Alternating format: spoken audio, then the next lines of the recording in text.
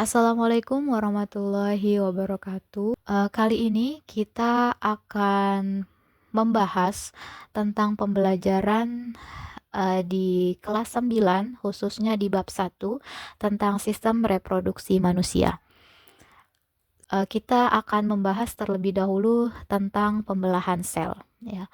Kita langsung saja ya bahas tujuan dalam pembelahan sel itu. Yang pertama itu untuk pertumbuhan, ya. Jadi kalau misalnya ada organ yang kita lahir atau ketika kita masih bayi, itu ukurannya kecil, kemudian lambat laun atau seiring dengan berjalannya waktu, maka volume ataupun ukuran dari organ tersebut dia akan membesar gitu ya. Nah, inilah yang dinamakan ataupun yang membuktikan bahwasanya sel itu aktif ataupun selalu mengalami pembelahan sel. Yang pertama untuk pertumbuhan, yang kedua itu untuk perbaikan. Pada bagian tubuh kita, baik organ maupun jaringan, suatu waktu pasti akan mengalami kerusakan, baik yang tidak sengaja atau karena usia dari jaringan atau organ itu sendiri, dia akan mengalami kerusakan gitu. Sehingganya agar tetap pada fungsinya gitu ya, bekerja sesuai dengan fungsinya, sel akan selalu aktif membelah untuk memperbaiki jaringan ataupun organ yang rusak tersebut. Tujuan yang ketiga adalah untuk reproduksi gitu ya. Nah, ini yang akan kita bahas pada bab sistem reproduksi. Sistem reproduksi pada manusia ini bagian yang terakhir ataupun reproduksi ini bagian untuk menghasilkan individu baru gitu ya. Ataupun untuk perkembangbiakan. Tuh. Sebelum lebih jauh kita mengenal jenis-jenis pembelahan pada sel, mari kita ingat kembali bagian-bagian sel. Kita juga bisa sebutnya dengan organel sel. Jadi dalam bagian sel itu ada inti sel, kemudian ada mitokondria, ada lisosom, ada sentrosom, ada retikulum endoplasma halus, retikulum endoplasma kasar, ribosom, dan sitoplasma. Serta ada satu lagi namanya badan Golgi. Nah, pada pembelahan sel ini, bagian ataupun organel sel yang berperan adalah di inti sel dan juga sentrosomnya. Inti sel adalah bagian tengah ini yang warna oranye, sedangkan sentrosom adalah bagian yang biru. Kita lanjut ke dalam bahasan pembelahan sel, mitosis dan juga meiosis ya. Jadi pembelahan sel itu ada dua jenis, ada pembelahan sel secara mitosis dan meiosis. Apa perbedaan antara keduanya? Gitu. Yang pertama, kalau mitosis menghasilkan 2 sel anakan, sedangkan meiosis menghasilkan 4 sel anakan. Jadi dari satu sel itu akan menghasilkan 2 sel yang baru bagi mitosis dan 4 sel yang baru bagi meiosis. Kemudian yang kedua perbedaannya, sel anak identik dengan sel induk untuk mitosis dan juga sel anak tidak identik dengan sel induk untuk yang meiosis. Bagian yang ketiga perbedaannya antara mitosis dan meiosis adalah kalau mitosis kromosom sel anaknya sama dengan sel induknya atau bahasa ilmiahnya diploid 2N. Kemudian kalau meiosis, kromosom sel anaknya setengah dari sel induk atau haploid. Sebelum lanjut ke perbedaan yang keempat antara pembelahan mitosis dan meiosis, perlu disampaikan bahwasanya pengertian dari kromosom itu sendiri adalah pembawa materi genetik. Jadi kromosom letaknya di dalam inti sel dan dia sebagai pembawa materi genetik. Materi genetik itu seperti ciri-ciri ataupun sifat pada manusia yang biasanya kita bisa lihat dari luar gitu ya. Contoh misalnya dia memiliki seseorang individu itu memiliki rambut yang keriting. Oh, berarti dia kromosom yang ada di inti selnya membawa materi genetik rambut keriting dan lain sebagainya. Selanjutnya perbedaan yang terakhir nih antara mitosis dan meiosis. Mitosis terjadi pada sel tubuh dalam proses pertumbuhan, perbaikan, dan reproduksi aseksual. Reproduksi aseksual itu reproduksi yang tanpa melalui pertemuan antara sel jantan dan juga sel betina. Kalau meiosis terjadi pada sel kelamin dalam proses reproduksi seksual yang nanti akan kita bahas pada bab reproduksi ini. Selanjutnya kita akan bahas lebih detail tentang pembelahan sel secara mitosis. Ada 4 tahap. Yang pertama profase, metafase, anafase, dan juga telofase. Yang terjadi pada proses profase ataupun tahap pembelahan sel yang pertama adalah yang pertama benang-benang kromatinnya memadat membentuk kromosom ya. Benang-benang kromatin itu berada di gambar yang warna biru itu ya. Dalamnya adalah benang-benang kromatin.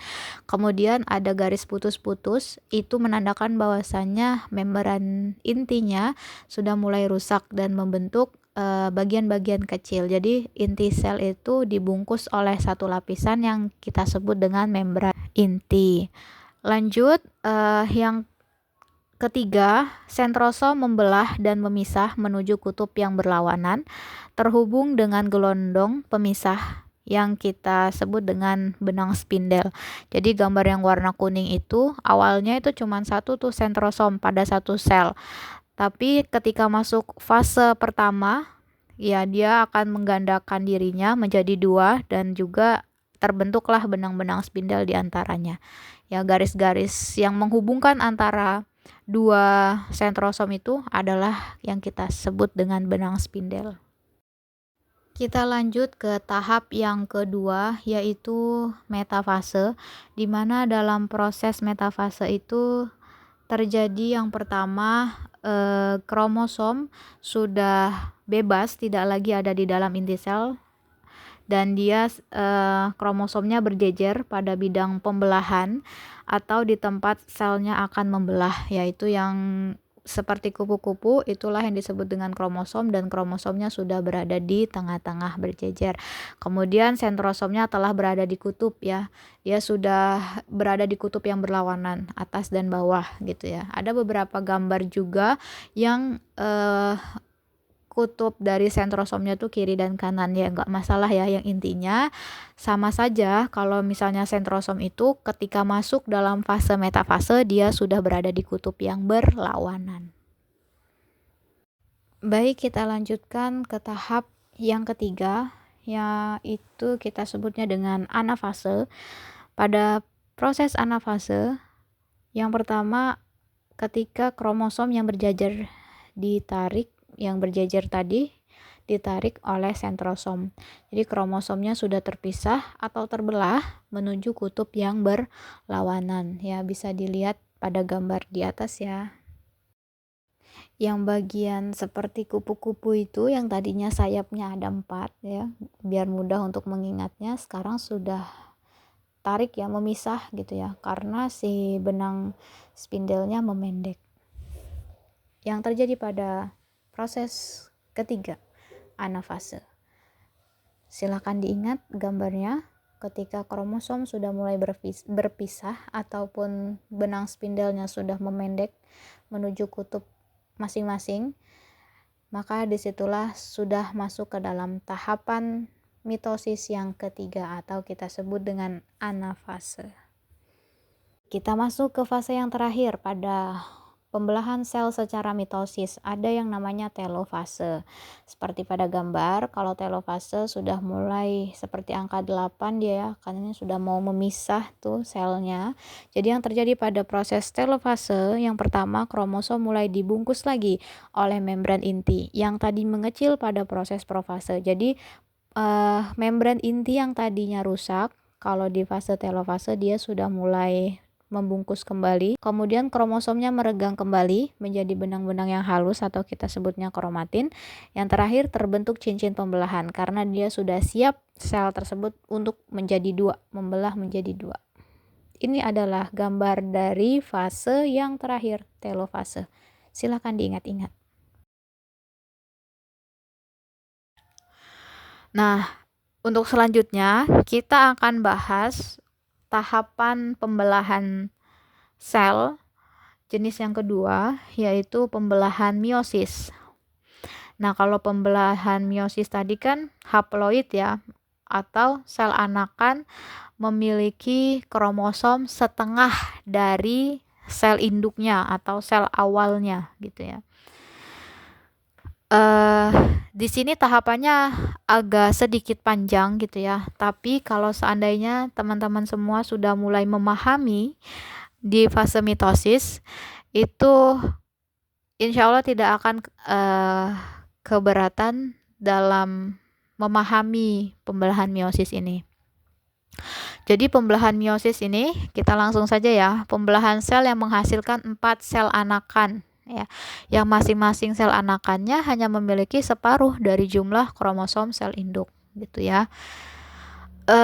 Tadi juga kita sudah bahas perbedaannya apa. Kita langsung aja gimana prosesnya ya. Kalau pembelahan meiosis itu ada profase 1 ya. Jadi profase 1, membran inti mulai rusak menjadi bagian-bagian kecil dan juga kromosom sudah mengganda kemudian memadat ya, hampir sama profase yang di mitosis.